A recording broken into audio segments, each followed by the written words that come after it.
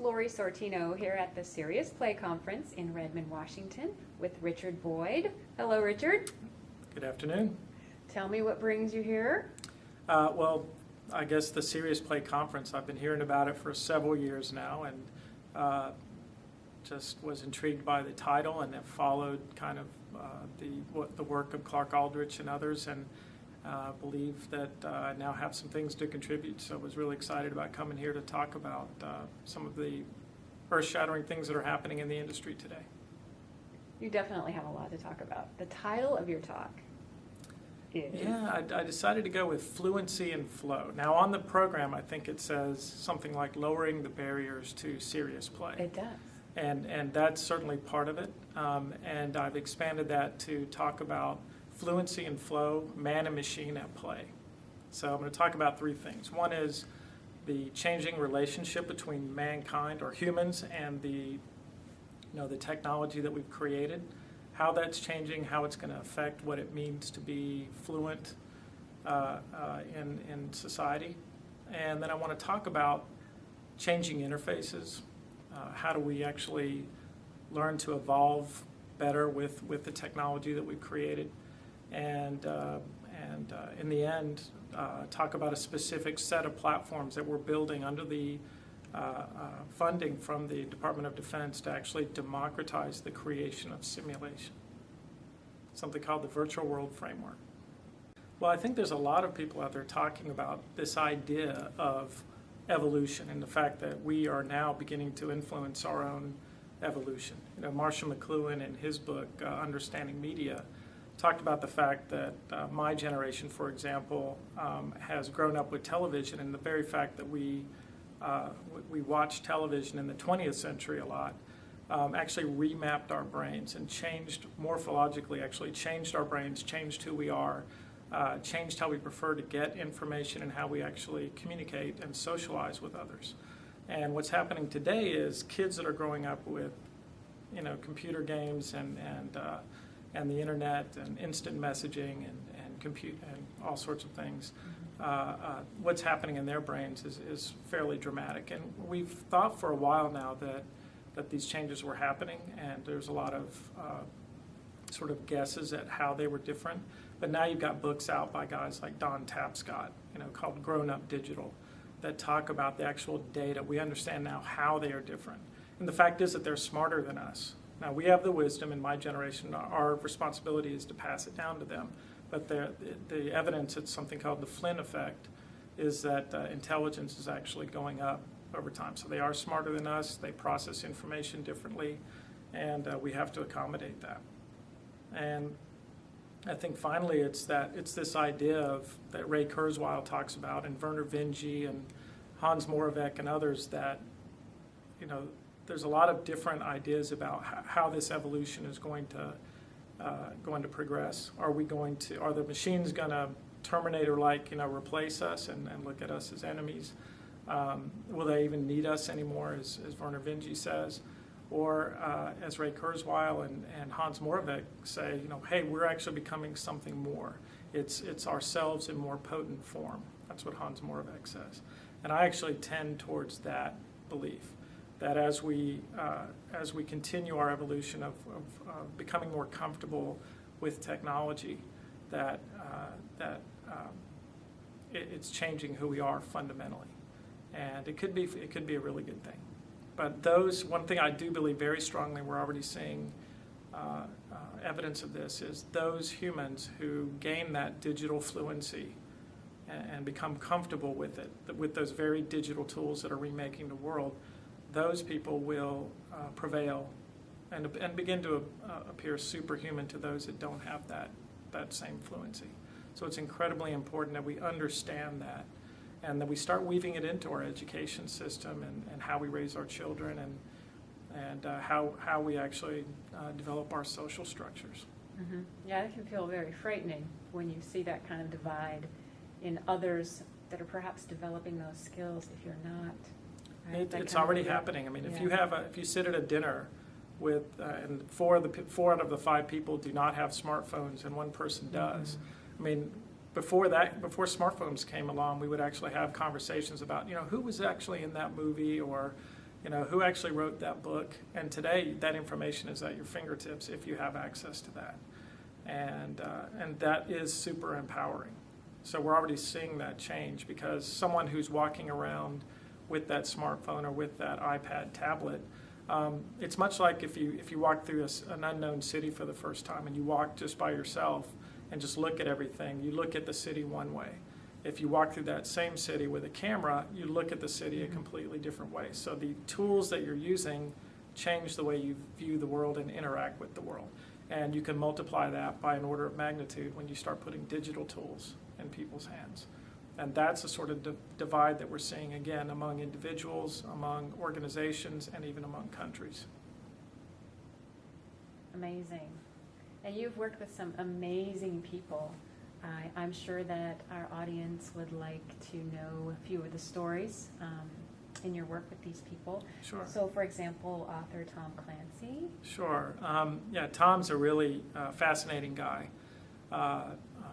And we started working with him back in about 1990. I've been very fortunate to work with the same group of computer gaming geeks and misfits for about 22 years now.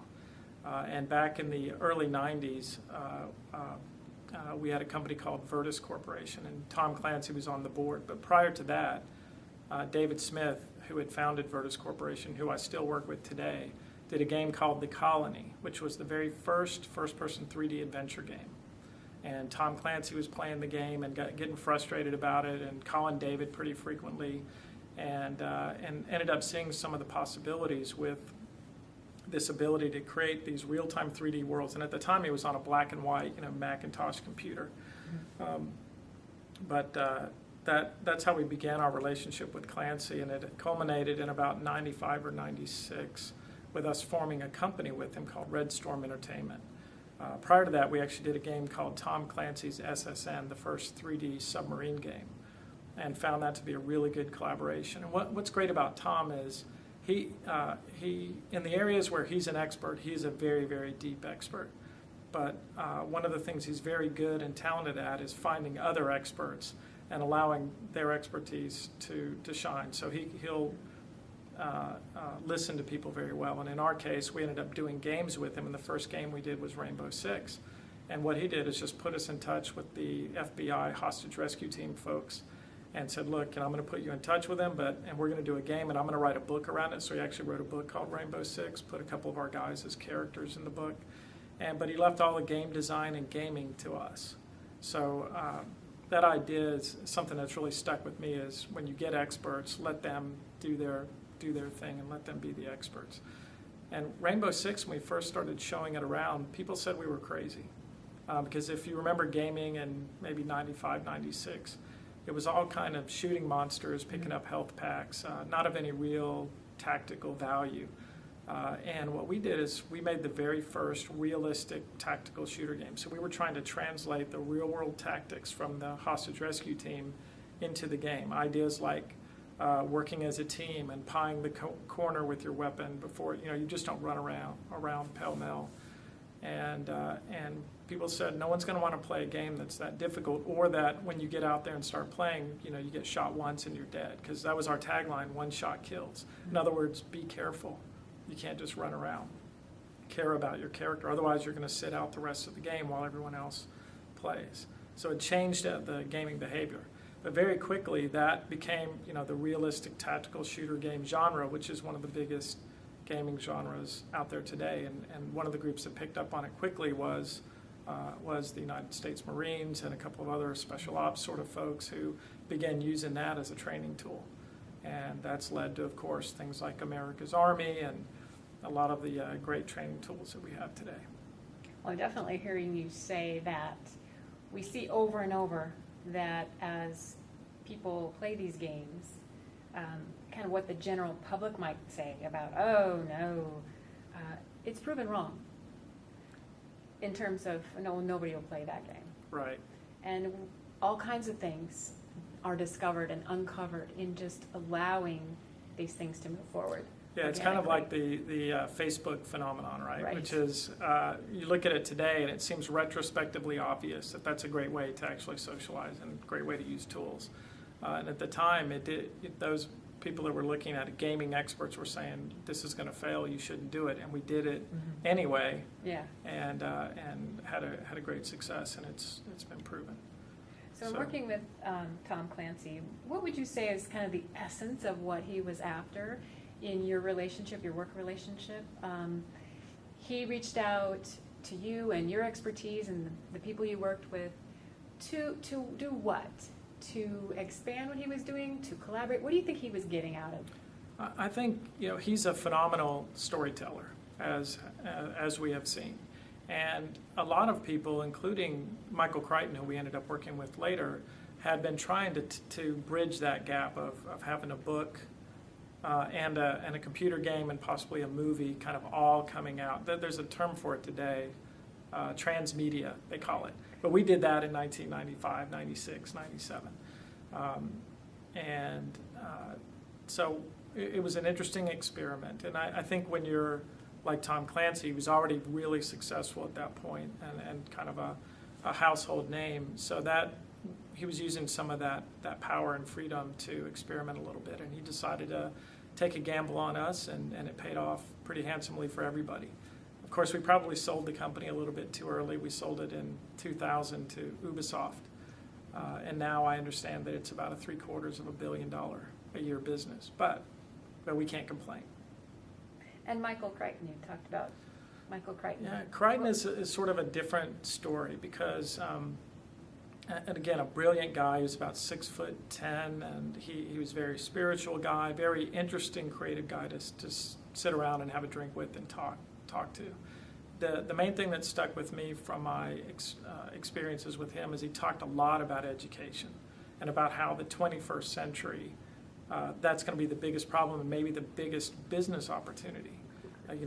He saw way back then that in an accelerating information age, knowledge and access to knowledge becomes not only a powerful thing, but possibly even a human right. And that's something that stuck with me very deeply. Now, we weren't very successful making games with him. We spent a lot of money on a game that we built with him around his timeline book, that sort of time traveling book. But in this case, he didn't say, "Hey, you're the gamers. You know what makes games work, and just go with it." So instead, he came in and he was very meticulous and detail-oriented about everything that we did. So we ran up a pretty large budget. And in the end, for this book, which is based on medieval fighting and beheadings and that sort of thing in 14th century France, he actually decided to take the killing out of the game. And he did that sort of at the very end. And of course, there's those of us in the room going, Mr. Crichton, what if that, or won't that take a little bit of the drama out of the game experience? And he said, hey, nobody trusted me when I did ER. Nobody believed that would work. You have to trust me on this. So we said, yeah, okay, we'll trust you on that. And then he said, I want to build a game that a 14-year-old girl would buy and play. And he had a 14-year-old girl at the time. And again, we're raising my hand going, well, what if 14-year-old girls don't buy medieval fighting games? Just going to throw that out there.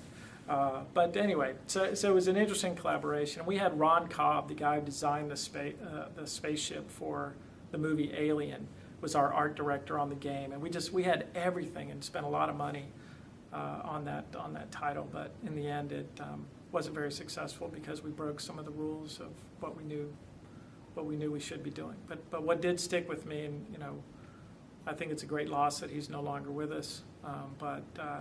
But he was very passionate about education. And if you ever bought the Timeline game, you'll notice that a big portion of it were these tours through what a 14th century castle was really like and what was life like back then. And that's where you ended up spending a lot of our effort.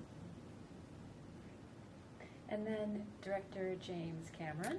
So James Cameron, a very fascinating personality. And we first ran into James, kind of the same thing where David Smith had done that game, The Colony, years ago, and one of the players of that was a guy named Michael Backus, who was like a 6-time Jeopardy champion and good friend of Michael Crichton's, and was kind of writing a lot of his screenplays, converting his books into very successful movies.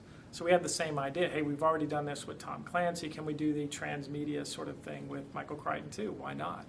Well, I mean, yeah. So he was working with Michael Crichton, but then we ended up getting a introduction to James Cameron as well. And at the time, James Cameron was working on a movie called The Abyss. And he was doing that in South Carolina in this nuclear reactor that had never been turned on. And he was, of course, building the set inside the reactor, and then they were filling it with water to do all of the shots. And what we did is we solved a very fundamental problem for him. Is, again, on a black and white Macintosh computer, we modeled the entire set, built a couple of custom camera tools for him that let him set the aspect ratio and that sort of thing. We blocked out every shot that was going to be in the movie. And by doing that in the computer first, found out that about a third of the set never showed up on screen, so you didn't have to build it. Saved him a couple $1 million, and I think we've had a soft spot in his heart ever since then. So we've been in touch over the years. I was invited out during the shooting of Avatar, and that was some very mind-altering experiences there. Most people think, when you think of Avatar, most people think of the stereoscopic 3D camera, and that was a tremendous invention that James and Vince Pace actually invented together. When they were doing 3D before, they would have two separate cameras, and what they did is created one single housing for it, and you could actually set the interocular distance, how far eyes should be apart for each shot, really changed the depth of field, and it gave Cameron was unprecedented creative control over this movie. But the thing that really resonated with me, or really shocked me, honestly, the first time I saw it, was the fact that there was really no set for Avatar. There were a couple of set pieces like the office and the cockpit that you'll see in every one of the actual aircraft. Everything else was in a virtual world, and a very convincing virtual world as we've seen. So we did it in the very big the hangar there in Los Angeles, where they Playa Vista it was called, but that's where they used to house the Spruce Goose. Mm-hmm. So it's a very large hangar, and they had something like 120 or 140 tracking cameras. And then the actors would go in there and just act in that environment and ride horses or whatever, and all of this stuff was captured. So at one point I'm watching a couple of the scenes that they're doing, and you've got Cameron directing. He's looking through his 3D camera here and getting the feed from that. He's got another standard camera here, and then he's got another camera that looks into the virtual world where you've got a bunch of computer gaming geeks sitting over here kind of managing that. And I was over there with those guys because that's where I'm comfortable. But when he's directing the shot, he's directing the live actor, and then he's telling the game folks how to actually make the environment respond.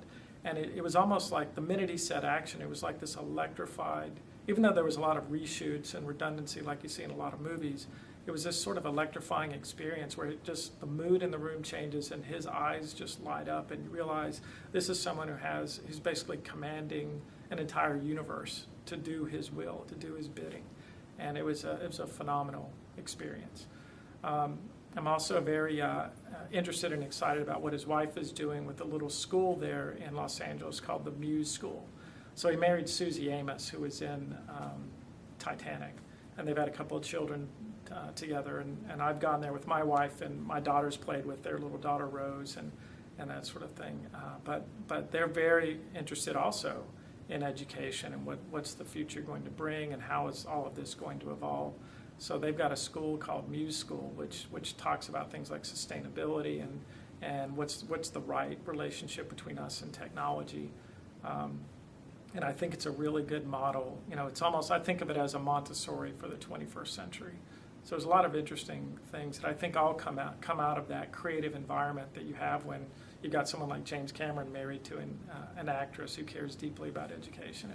It's a great environment. Thank you for mentioning that. I mean, and that's so real world. It used to be that we would separate our work life from our home life, from our church life, or from our community life, and especially Facebook and the way work is changing. Everything is integrated so much more. So That's right. This is a perfect example to point out that everything is connected. And I want to come back around to talk about this idea that you've described, this experience that you've described, where James Cameron was directing and the whole environment is electrified, Right. and that everybody participating is a part of that electricity. That's and right. my question is, how can we allow more people than just that elite sphere in that experience? How can we allow more people to experience that? How can we foster that kind of leadership that we see in James Cameron more and more and more? And perhaps that school that they're working on is a way to foster that. Yeah, and I think, so think about the title of this conference, right? Serious Play. Yes. And I think the idea of bringing play into everything you do, because certainly there's a lot of hard work that happens on the set of a movie. And, I went out to the production of Mission Impossible also with Brian De Palma, and I saw some people working incredibly hard under incredible amounts of stress. But at the same time, there's also that intense engagement and element of play that's there. And so one of the ideas that we're trying to do, harness here at the conference is how do you actually bring that into the classroom, the K through 12 classroom? How do you bring it into the work environment and have that element of play? And again, going back to or talking about this idea of the digital natives who are coming up today, I mean, they have something of an expectation that they're not just going to do a task because of discipline and work ethic necessarily. And I know a lot of people cringe at that when you say that, but there's almost no reason why you shouldn't be able to engage in some sort of activity or life's work that you actually enjoy. That's what we all want, right? Yes, we we do. want it in our with our families, we want it in our work environments, we want it in our communities. And it's what Sheikh Csikszentmihalyi, if I say his name right, talked about years ago when he talked about flow state and tried to actually document, what is it about a basketball player like Michael Jordan where all of a sudden he just hits every shot that he's making and defies all the odds. And it is what Jane McGonigal, I like her description a little bit better in her book, Reality is Broken, right? Which really is this core concept we're talking about, right? Which is this intense, optimistic engagement with the world. If you could have that all the time, we're functioning at a higher level. And that's what you would like to have in schools when when kids are learning algebra or math or learning reading or anything else. And the same thing in our work environments. Why not have that intense, optimistic engagement? So that's what we're trying to do by bringing gaming into those structures, allowing people to play productively. There's a guy named Chris Crawford who wrote a textbook back in 1982, and I still have that textbook, on designing and developing computer games. And he has a quote in there, which I won't remember now, but he basically says, the natural thing is play. You don't see a lioness teaching her cubs with a lecture board and writing or anything like that. It's actually, they teach through play. The way we try to educate and train people today in many ways is unnatural. And so that's one of the things I'm saying in my talk today is no more unnatural acts, right? Let's try to get into flow states and talk about digital fluency and that sort of thing and see if we can't create that engagement. I'm right there with you. And I think that it's going to come through assistance, things that are assisting what's in existence. So things outside the traditional classroom that are in the community and are being successful. Right. And then those will start to then work their way into the classroom and then start to replace if they're proven better. And I think the world of work, same thing, right? And I agree. It's great that you're here helping fly that flag. I really think it's about people. So as much as we become infatuated with technologies and business plans and business models, that's what we're all taught in, what we're teaching in the MBA schools today. But in the end, in fact, I just met a guy, I'm not going to remember his name off the top of my head here, but he just gave me a signed book. And basically the name of the book is, and hopefully you can find it and flash it up on the screen, but it's The Customer Comes Second. which flies in the face of everything that we like to talk about, Yeah. right? Is, hey, the customer is everything. It's the whole reason and the focal point of why you're doing what you're doing. But he said, actually, you've got to focus on the people and the employees and Yeah. take care of them, and they have families and that sort of thing.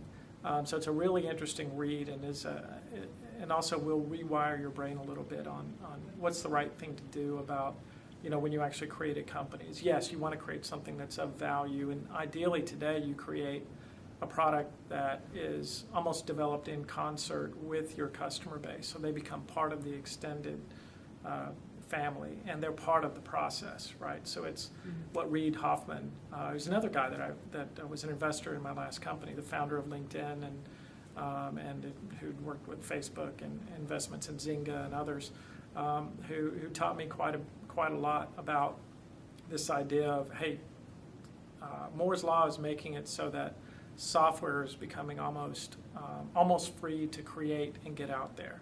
So this idea of creating the minimally viable product and get it out into the customer's hands, get that feedback loop going, and focus on that relationship with the customer, and that is what gets you the result that you're looking for. And he and Joichi Ito were both on my advisory board of my last company. Joey's now the director of the MIT Media Lab, and there's a great little interview between the two of them that just happened about a month ago that I'll talk about in my talk today, where they talk about the concept of the minimally viable product, and they also talk about this concept of, hey, it's great that people create business plans and they want to stick to them, but we're in an era now, if you have a software product especially, or a service, then you want to use compasses rather than maps.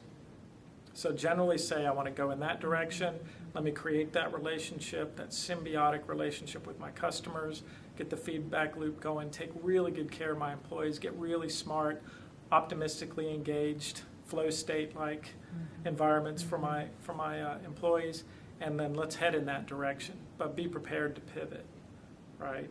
And that's, again, flies in the face of a lot of what we've talked about in business schools for years. Right, so talk about the leadership that takes, because if we're training in MBA schools a certain type of leader and a certain type of expectation, where's the disconnect? What's the leadership that it takes to run a company like that? Well, it certainly takes someone with a lot of flexibility. And I think that is one of the reasons why some of the more popular majors where I live in North Carolina at universities like Duke University and UNC are some of these sort of broad spectrum majors like public policy analysis and things like that, where you really have a broad area of skills that you're developing so that you can have a wider aperture. People always come to me because I've had 22 years working with game technologies and say, hey, my child wants to go into gaming. Where should they go? What should they learn? And I say, what do you want them to, or what are they interested in, first of all, and what can they be passionate about, or what are they passionate about?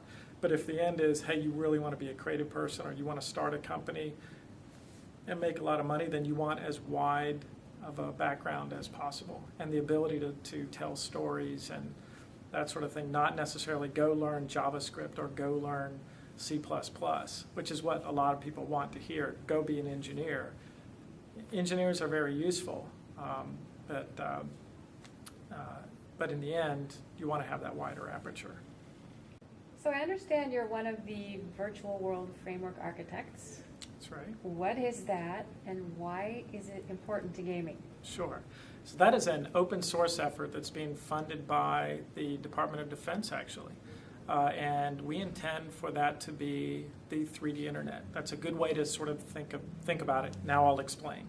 First of all, I don't like the term virtual world. I don't like the term serious games. But as important as television was, if the last century was the televised century, I believe this century is about simulation and using analytics and harnessing the power of computing, which are really good at running simulations to tell you, hey, here are the 1,100 things you might do next, but here are the 3 or 4 that will give you the better outcomes, right? So a couple of years ago, the Department of Defense said, hey, we're doing more and more of these really large exercises. So they used to call them live, virtual, and constructive. Essentially, these are war games, right? The biggest kind of games the biggest serious game you could probably ever put together. And recently, or a couple of years ago, they added live virtual constructive and gaming to it. And the reason they did that is because they saw the value in being able to have some of these little play experiences to help people understand and practice. But in the end, the issue is that there's a lot of different platforms out there and they don't talk to each other very well. And there are a lot of good reasons for that. One is that all the people that make each one of those proprietary platforms have a vested interest in making sure that the people have to keep coming back to them for more content and for licenses. Now that was fine when we had to do that, but what the DoD and the government realizes today is there's a lot of stuff happening out there on the web. There's a lot of open source sorts of efforts that we could be taking advantage of.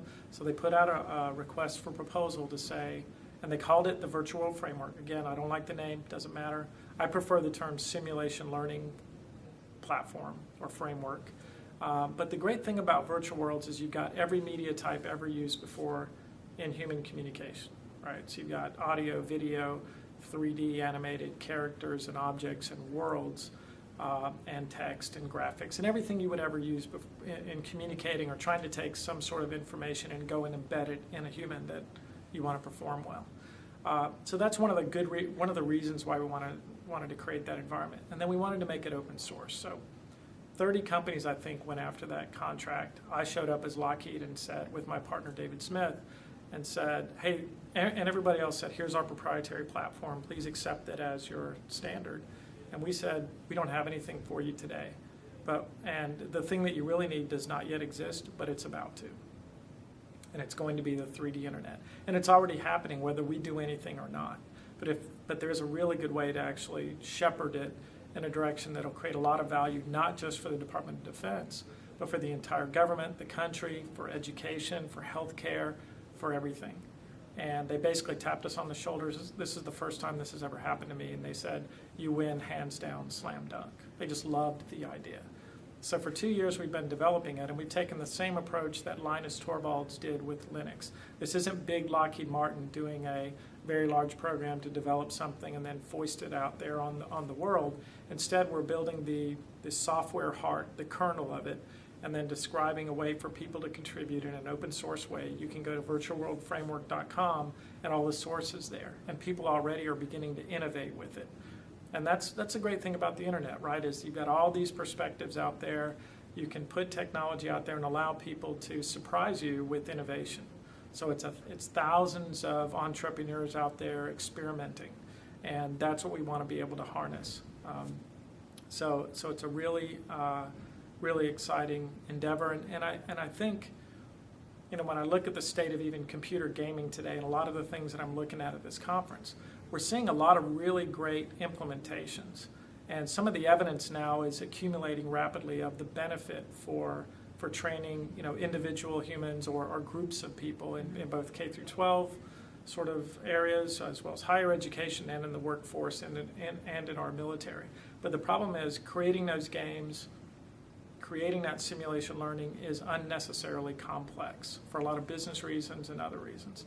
So what we want to do is lower the barrier to participation, make it so that anybody could easily create them. People that using the language of the web. So we're using things like JavaScript and WebGL and Collada files, which are free. You can get pretty freely available out there, and allowing people to aggregate content. I think what we really need is the equivalent of HyperCard for simulation. And I'm dating myself a little bit, but I remember one of the first games that really caught me when I was playing in the early 90s, maybe even late 80s, was a game called Myst. It was a top-selling game in the early 90s, done by Robin Rand Miller, done completely in this very accessible way to develop content called HyperCard on the Apple. And I think we need that, and we have the capacity now to create something like that, where I'm a teacher, I'm a middle school teacher, and I want to teach some concept of, what was it like back in the Pleistocene era or something like that. And I would go and actually get a bunch of simulated objects, possibly created by other people, and drag and drop them into a world and use that and build my curriculum around this thing that I've just aggregated quickly. Because one of the things we know is when it comes to creation, whether it's about creating a video or a movie or writing a book or something, 100% of us can consume that content. And only 1% of us really are going to be the James Camerons and the Brian De Palmas and the Tom Clancy's and Michael Crichtons of the world. But there's a 10% of us that can actually can be pretty good at piecing together, aggregating together pieces of things to tell stories and create content. So we want to take that 10% and maybe make it 50% by lowering the barrier, really democratizing the ability to create this simulation learning. So if you go to virtualworldframework.com right now, you can go grab source code and begin working. And what we're seeing is basically what we expected, is surprises almost every week.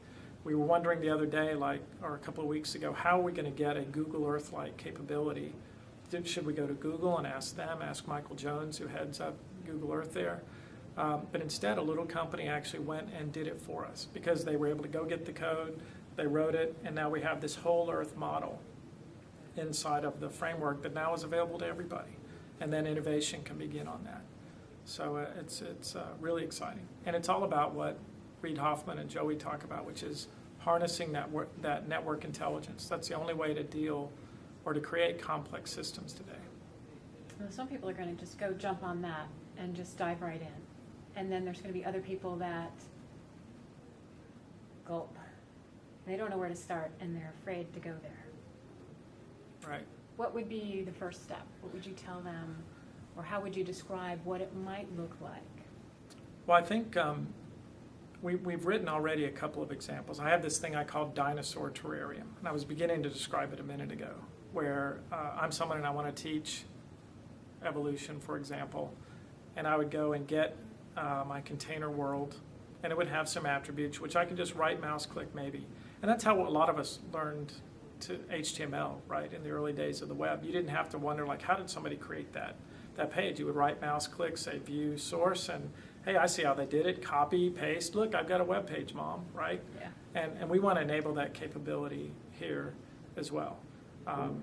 But you can have people, by sort of harnessing the distributed nature of the web, you can have someone that just spends all their time making a Tyrannosaurus Rex model, making sure that it behaves the right way, has the right behavior code with it, all done in JavaScript, which is a really accessible language that anybody can learn. I mean, they're teaching it in junior high school today. So I'd be able to grab that and maybe give some attribution back to that person, or maybe there's a payment system. But basically take that and drop it into my simulation and have the Tyrannosaurus Rex now start walking around. I actually wrote about this in 1996. So it's an idea that I've been, and I actually talked about it with Richard Dawkins, the evolutionary biologist. So it's an idea I've been sort of thinking about for a long time, and I believe now we've got the tools and the capacity to build that and give that capability to teachers. Hey, you want to create the Battle of Gettysburg? You want to recreate what life is like on Mars or what it looks like inside the human body? You can go into the future, into the past, places that don't yet exist, and actually teach in any way that you'd like. So the outlet for creative people is going to be extraordinary, and you will find people that will do it. Just like how many people contribute content to Wikipedia every day? Why do they do it? Why do they spend so much time doing that when there's no payoff for it? I think that if we have something similar for simulation, that it could really pay great dividends to everybody. And again, make sure that it's accessible to everybody. So just to wrap up, I'd like you to just share with us one more story, something that's had an impact on your life, and then I'll let you go. All right. Well, I'm a father, and it turns out I'm really surprised to find out I'm actually a pretty good father. I'm probably better at that than I am at technologies. But I've been able to see some really interesting things, and it's got me again thinking about the nature of literacy and fluency. What does fluency and literacy mean in the 21st century? And I've arrived at the conclusion that it really is going to be all about comfortable fluency with the digital tools that are remaking the world, right? This idea that those humans or organizations or countries who become really comfortable with accessing the power of computing and the power of network intelligence will begin to appear superhuman to those who don't have that capacity or that capability. And you'll see a new divide that's beyond economics for those that have that capacity. So how do we actually teach that? And again, what's interesting is Mark Prensky has talked for a while about this concept of digital natives. So we've been, there's been a lot of sort of data around, how are these kids different from earlier generations like mine? Marshall McLuhan said my brain was remapped by television, right? I'm the last of the baby boomers. And what guys like Mark Prensky say is that, hey, kids coming up today with the internet and computer gaming and instant messaging and everything, their brains are remapped completely. And it's going to change what it means to be culturally literate and all sorts of things. So I'm seeing that with my daughter, who's now 6. But from an early age, my wife's from Italy, so we fly back and forth to Italy a lot, and did that from the time our daughter was maybe 6 months old. So right around that time, the iPod Touch came out. So we started like any good parent saying, hey, here's a great babysitting tool. We'll put videos on there, and we'll put little games. So she started playing with that. She became very comfortable with that. So fast forward to where she was about almost two years old.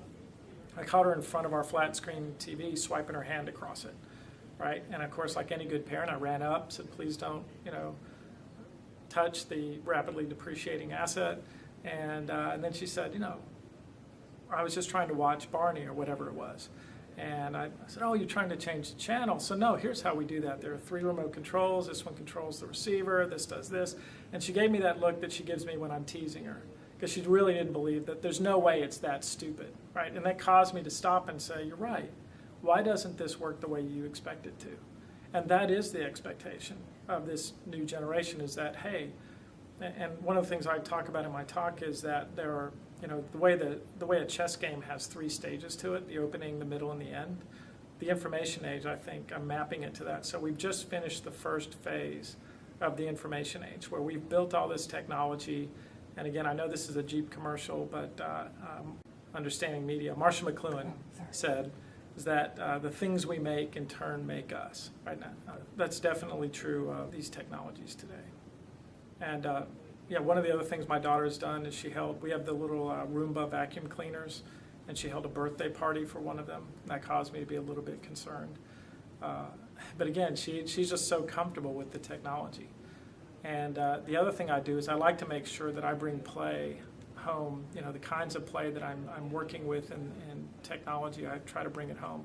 So we have this little section of woods in our behind our house. It's about 3.5 acres. I built a little 1/4-mile nature trail through there, and we've put all these signs identifying trees and plants and that sort of thing, and I have QR codes on them. And when I first did it, all my neighbors thought, oh, you're a computer genius. But again, that's one of those really easy things to do. If you've got a printer, you can make a QR code. The hard thing was making the water-resistant sign, right? But now we have not just the description of what the plant or the tree is, but we'll have some random things like a dragon roar or whatever, because it can go to any website. So it's a really fun place for my daughter and her friends to go into the woods. So they're engaged with the real world, but they're also using those digital tools. And I think that's a metaphor and an analog for, I think, where the human race is headed. It's going to be us in some kind of symbiotic relationship with these exocortical extensions of ourselves, and out there interacting with the real world in new ways. Amazing. And now, if we can just get out of the way and let those youngsters show us where we're headed. Yeah, and listening is important. Listening to them and watching them is incredibly important. Well, thank you, Richard, so much for sharing so much time with us today. It's been my pleasure. And enjoy the rest of the conference. Oh, thank you. It's been great.